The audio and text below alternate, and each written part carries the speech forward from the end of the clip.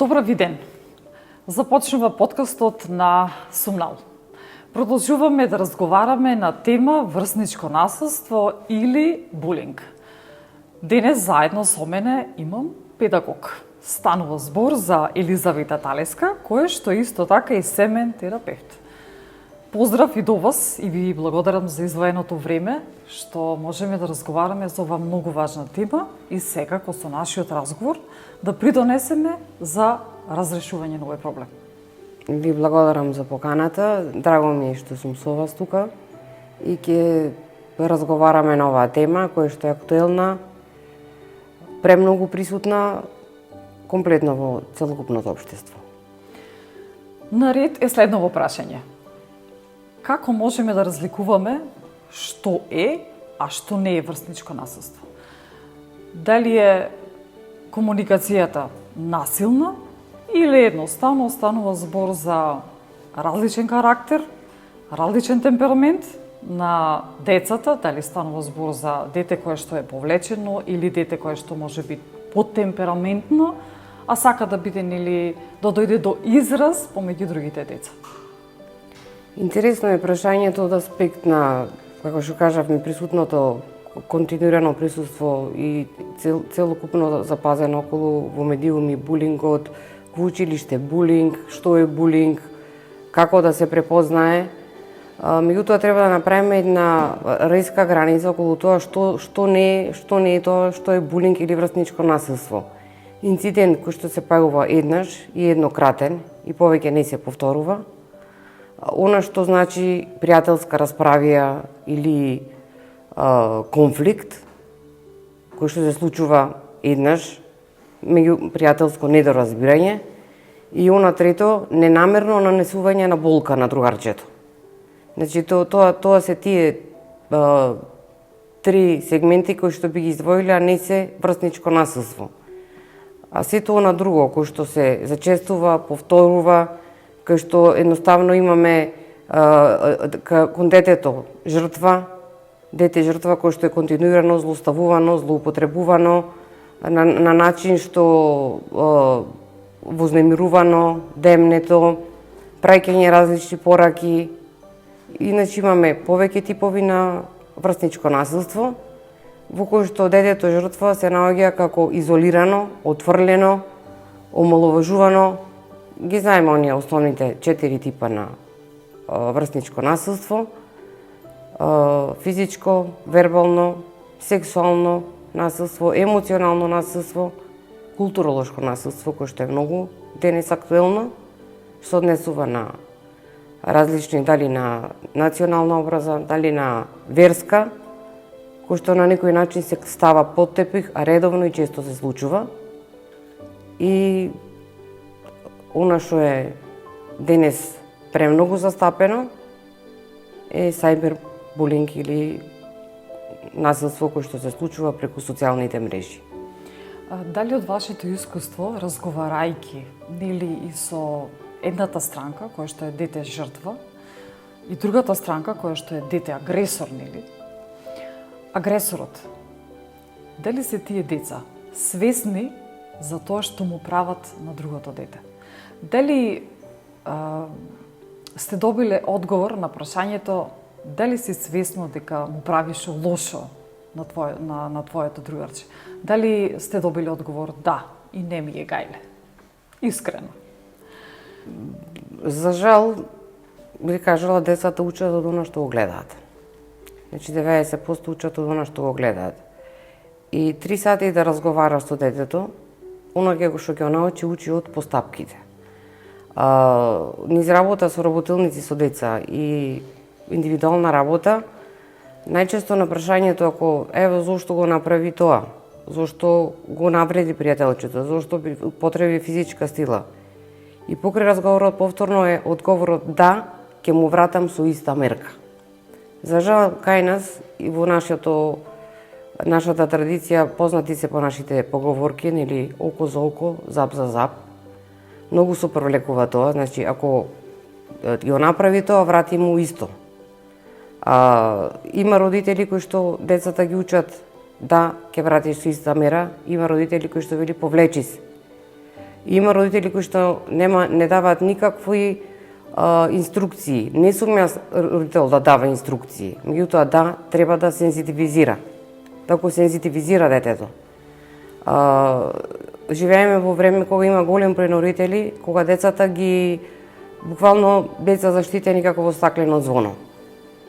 И тоа не значи дека родителот му направил нешто многу добро и дека детето ќе биде посреќно и ќе се чувствува позаштитено и помоќно. Напротив, тогаш добиваме дете кое што при најмал конфликт, при најмала сопка, едноставно не може да се справи и нема снага да излези од тој зачаран круг.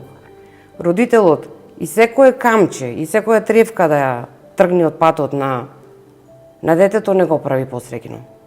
Напротив, детето при таква ситуација нема самодоверба, нема доверба, нема кој да му дава ветер во грбот, пошто научено е дека постојано ќе добива ветер, а тоа е родителот кој што му го дава инструкциите како да постапува. Едноставно како од полица да ги вади, ова сега ќе го направиш, вака сега ќе одговориш, и кога ќе се наоѓи во таа ситуација, детето нема самодоверба. Значи, јакнењето на самодовербата кај детето е приоритетна цел, за да истото утре не стане жртва на врсничко насилство, за истото евентуално сведок на семејно насилство и да знае, да препознае како да се заштити и како да зборува и да се отвори кога истото дете е жртва на насилство. Бидејќи често не зборуваме за она што се случува во нас, посебно децата. Децата се како една затворена стомна, би рекла, едно затворено тенџере.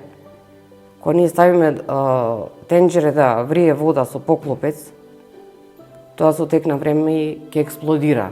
Тоа исто е кога детето не зборува зошто е тажен, зошто е бесен, што му се случува на училиште, што се случува во самото себе си, што се случува со другарчињата. Тоа не отвора, едноставно тоа пука. Значи, треба да се разговара со децата. Родителите треба да разговараат отворено, меѓутоа и родителите треба да зборуваат. Преги ми ја начнавте темата за комуникација. За жал, што се сведува сега комуникацијата меѓу децата. Имавме активност за комуникација, требаше да направат скулптура како децата, две скулптури, едната е комуникација, другата е конфликт. Едната со другата се многу слични, да не речем исти. Скулптурата беше сите деца беа на мобилните телефони. И се наоѓаш во една ситуација, чеке оп, да, не дека и ние тоа не го правиме возрастните. Меѓутоа, јас како водител на таа работилница очекува барем некој ќе се ракува, ќе го гушни, ќе има некоја комуникација. Не, сите беа на телефон. Тоа е реалноста денес. Така, тоа сте во право и навистина треба да се офати тој дел каде што модерната технологија, која што навистина неизбежна. Сите тие телефони, компјутери, се нуди нели на интернет, комуникацијата нели реткост е и денес, нели да се пишува. Туку се е некако дури со екран на допир, каде што дури не се ни клика, туку е само на допир, се е само преку окото и навистина восприемањето на реалноста, на средината околу нас, особено, например, на детето, е некако неизместена, туку поинаку прикажана. И сега, дали децата, например, како резултат на тоа, не знаат како да комуницираат. Истото искуство го имам и јас. Со сите помлади генерации, навистина е потешко да се комуницира. Што треба да се прави, а еве да речеме и таа технологија ни носи со себе начин како да се малтретира, да речеме, другиот од другата страна, каде што било каде може да живее околу планетава. Како може да бидеме свесни што треба ние да сториме? особено социјалните мрежи како што се нели Facebook, TikTok и така натаму, значи има се и се што. Кога зборуваме околу оваа дигитализација или влијанието на сите социјални мрежи, TikTok, Instagram, Facebook, е огромно. Факт е дека треба да се пратат сите трендови. Меѓутоа, кога во доменот на врсничкото насилство, сајбер насилството, е една од најтешките форми, најтешко препознатлива. Зошто велам најтешки форми? Форма која што е постојана, трае континуирано, може да трае и 24 часа. Значи, детето е ставено во тој круг 24 часа. Може да се приклучат група деца, може да е малтретирано и злоупотребувано од едно дете, од повеќе, брзо се шири, нема можност да се заштити и за жал тоа дете не се чувствува безбедно ниту дома. А начинот на тоа тешко тоа дете се отвора да сподели дека го има тој проблем. Најчесто тоа се прави преку праќање видеоклипчиња, фотографии, слики со експлицитни содржини кои што го повредуваат и како тоа дете чувствува и како тоа дете се чувствува и како тоа да го сподели на родителите е повторно неговата бариера. Бидејќи повторно ќе биде осудено, никој еден родител не се чувствува убаво и секого го боли кога неговото дете е злоупотребено, отврлено. Затоа препорака до секој родител. Кога детето сподели со вас дека е жртва на сајбер насилство или било кое врсничко насилство, немојте да одговарате со без. Немојте тоа повторно кај детето да создадете чувство на вина. Реакцијата на родителот, емоциите, значи треба да се сензитивизирани, да не се со инструкција и повторно без зашто ти си крив зашто тоа се случува. Значи детето треба да се поддржи и да се уважи. Затоа сте во право, бидејќи најчесто употребувана фраза и не само кај децата и кај нас возрастните, едни помеѓу други, е токму тоа. Ти си крив, ти си крива. Кој е тој прв чекор што треба да се преземе и што ни стои на располагање всушност? Ние како поединци, како стручни лица, како родители, што може да се преземе за да се превенира ова?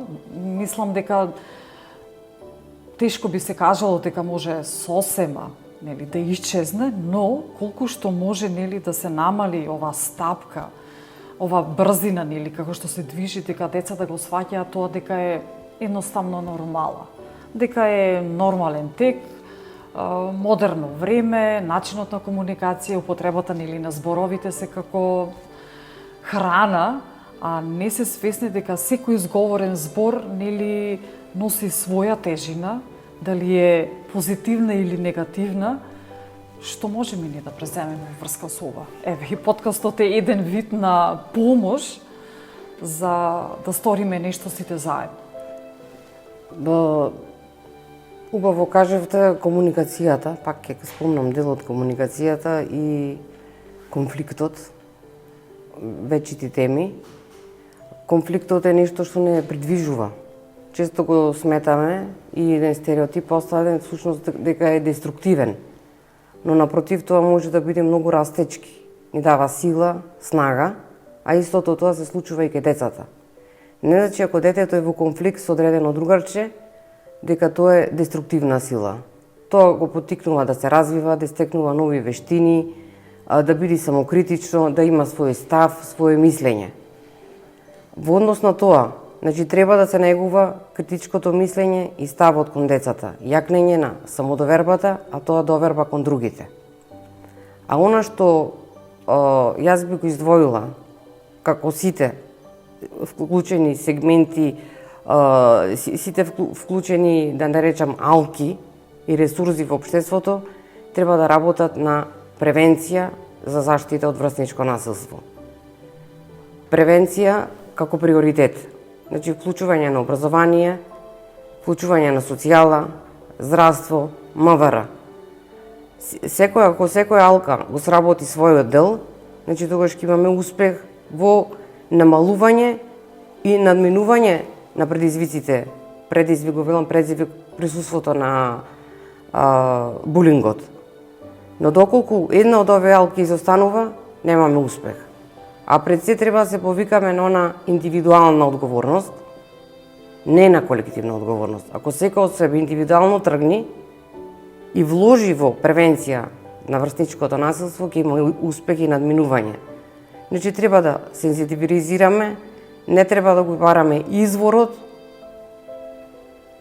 од кај што произлегува, треба да се решава предизвикот, поточно проблемот.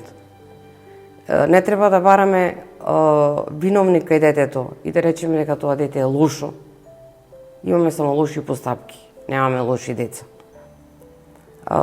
Значи, овие 5 карики кај што потекнуваат и 5 ресурси, образование, здравство, социјала, тука ќе спомнам и градинките, и МВР, се основните кои што треба да допринесат за превенција и заштита од врсничкото насилство. И да не ги заставиме родителите. Често родителите и се консултираат меѓу себе и знаат кои деца во училиштето се прифатени, кои не се прифатени. Има училишни одбори, во кои се училишни одбори имаме и вклучени родители, па нека потекне од таму алката, нека потекне од тој дел како да се заштити и како да се функционира за заштита од булинг. Значи, подеднакво вклучување. Со тоа што гласно да се говори за тоа. Да не се остава се стихино да врви, ај ќе помини, не е проблем.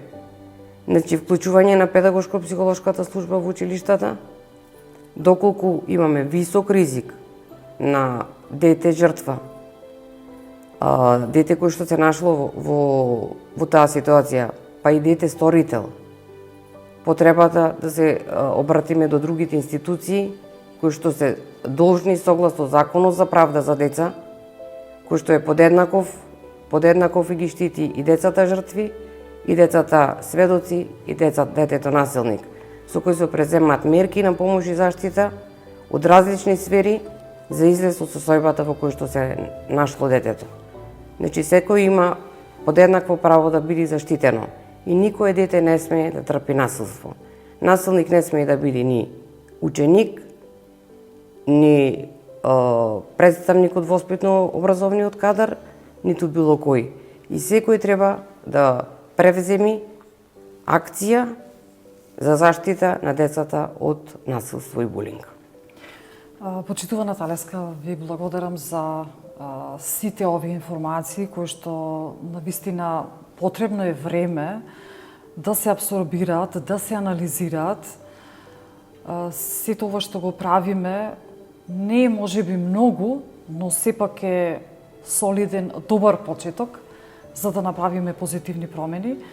Ви посакувам успеси во работата со децата, да продолжите да ги мотивирате, да ги инспирирате за да бидат пример за позитивни промени во нашето општество, нели да прераснат во возрастни луѓе кои што ќе ја шират правината, нели и добрината. И ви посакувам успес и нормално поголема ангажираност во нашето општество. Ви благодарам на поканата, баш ми беше пријатен разговорот. Јас можеби ќе ви одземам уште 2 минути и би кажала една приказна статија што одамна имам прочитана и ми е многу драга. Тоа е времето кога странецот, одреден старанец, 24 часа седи и представува во нашиот дом, будно не гледа, не следи, ни кажува информации, се она што родителите ни зборувале дека е штетно е пушењето, штетно е расправијата, биди примерен. Тој од друга страна поддржувал, ги прикажувал цигарите како нешто што е модерно, прикажувал алкохолот како нешто за расположение, така што на тоа често нашите родители се црвенеели или подзинувале. Често знаел тој странец да каже некоја недолична содржина, а ние сите тука заедно го гледаме цела фамилија. Меѓутоа тој странец се устоличил и уште седи во ќошот. На времето имаше дури и Милена него. Значи тој странец го викавме телевизор. Меѓутоа тој странец сега доби свој другар, доби другар компјутер, доби братучет телефон, доби друг братучек Facebook, Instagram, TikTok. И сето тоа на влијание. Тоа е добро кога ќе се користат оние содржини, значи има многу добри содржини кои што секој едно дете и ние можеме да ги искористиме. Меѓутоа има содржини кои што на некој начин треба да се стават во една матрица, а тоа зависи од родителот и од самите нас, до кој степен ќе дозволи влијанието од сите тие социјални аспекти и социјални мрежи да влијае врз детето. Ви благодарам за овој прекрасен пример.